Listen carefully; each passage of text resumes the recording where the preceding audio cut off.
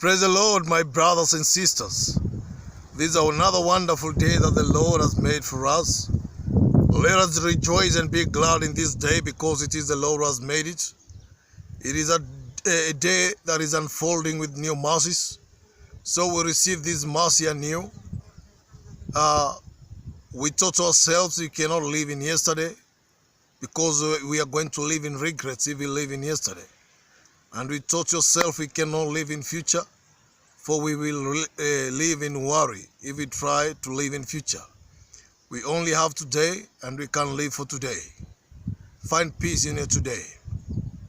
So, today I have a message for you from Mary, the mother of Jesus, which is found in John chapter 2 and verse 5. It says, whatever it tells you to do, just do it.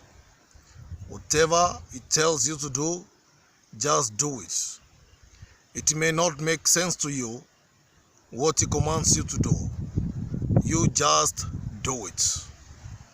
The word of God tells us in Proverbs chapter 3 and verse 5, it says that trust in the Lord with all your heart and lean not on your own understanding. So when you trust in the Lord, you cannot lean on your own understanding.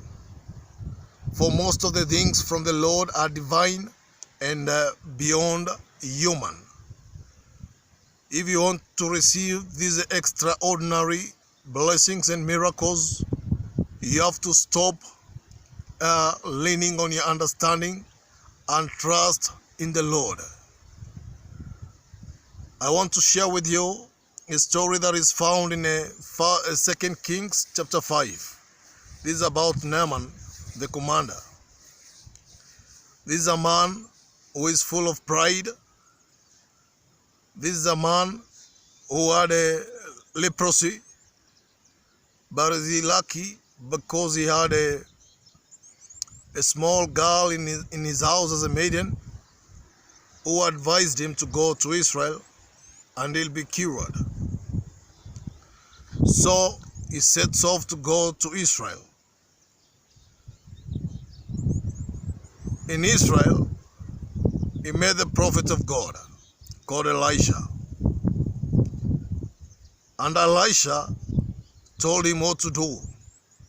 He did not do what he was expecting him to do, because he was expecting Elisha to come and lay his hands on him and speak healing on him. But this is not what Elisha did. Most of the time, we go to the presence of God and tell God what we want him to do. We forget that he is God and we are there because we cannot do.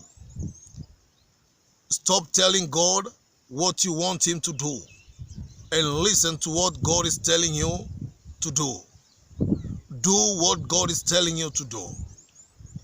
Stop dictating to God what you want him to do to you. Let him do, or let you do what God is telling you to do. So, Elisha told Naaman to go to the river Jordan and dip himself 7 times. But to Naaman, this water was kind of contaminated and not suitable for him. But he forgot that he needed to be healed. You do whatever you are told to do to have the desirable results. But there is a servant who went to Naaman and told him. He advised him, you are the one who needs. It is not the prophet of God, the servant of God, Elisha. He is not the one who is a leper. He is not the one who needs. It is you who needs. So you have to do whatever he tells you to do. I think the servant was trying to break the spirit of ego, the spirit of pride that covered Naaman. because this spirit of pride was hindering him from his miracle and from his moment of healing. So after quite a talk, he succeeded to talk him into the miracle. So Naaman went back to Elisha, and he went into the river Jordan after he swallowed his pride. So many people are hindered from their moments, are hindered and blocked away from their miracle, from their healing and blessing, from their divine intervention. They are hindered and blocked by this thing called pride. You feel you cannot do what the Word of God is telling you to do. You feel like you're above the Word. You feel like whatever that you're directed to do is not of your class. That is pride, my brother. That is pride, my sister. If you don't swallow your pride will swallow you. Swallow your pride, listen to God, listen to His voice, and do what God is telling you to do before your pride swallows you. It is time you swallowed your pride. Listen to the voice of God and do what He tells you to do. So, after Naaman went into the river Jordan and did all that he was required to do, the Word of God tells us he was healed, totally cured. And for you, if you want to be cured, it is time you listened without depending on your own understanding. After mother of Jesus, Mary, told the servants of Jesus, the disciples, do whatever He tells you to do. They did not question Jesus after He told them to fill the 6 jars with water and to serve the high table.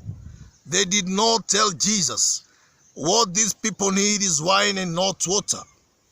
They did what they were told to do. And as they did it, what they poured on the high table, it was wine that is so much cannot even be compared to the former wine. It was beyond comparable. In Luke chapter 17, from verse 12, if you read it carefully, you will see the 10 lepers that met Jesus on His way into the village. And they prayed unto Jesus Christ that He healed them from the leprosy. Jesus did not lay his hands on them and spoke healing upon them. He did not tell them to go into River Jordan and dip themselves there. He told them, just go and show yourselves in the temple to the priests, let them see you. Remember, they are still sick with the leper. But I love the faith they have in Jesus. They did not tell Jesus, we are not healed, how can we show ourselves unto the priests? They started walking to go and show themselves to the priest as they were told by Jesus Christ. And on their way, they were healed. Why? Because they took a step of faith and did what they were told to do. One of them returned to Jesus to thank Him for the healing. I don't know what is holding you from making a step of faith. There is something about your life. There is something that the Lord has told you to do. But your pride cannot permit you, cannot let you do what the Word is telling you to do. That is the obstacle in your life. I say again, if you don't swallow your pride your pride will swallow you. Be humble unto the Lord. Hear what the word of the Lord is commanding you. Do what the word of God is telling you to do. In James, the 1st chapter and verse 22, it tells you that don't just be a hearer of the word, be a doer of the word, and you will have the desirable results in your life. You will receive in your life. Don't do what you think. Do what the Lord tells you to do. Depend not on your own thinking. Lean not on your own understanding. Trust in the Lord with all your heart, and you'll be blessed. My brothers and sisters, overcome whatever obstacle that is hindering you, and you shall be happy and be thankful to the Lord, for He is faithful. His word is faithful. His word is powerful. His word is active. Listen to the word of God and do what it tells you to do. With those few, this is yours, Pastor Martin.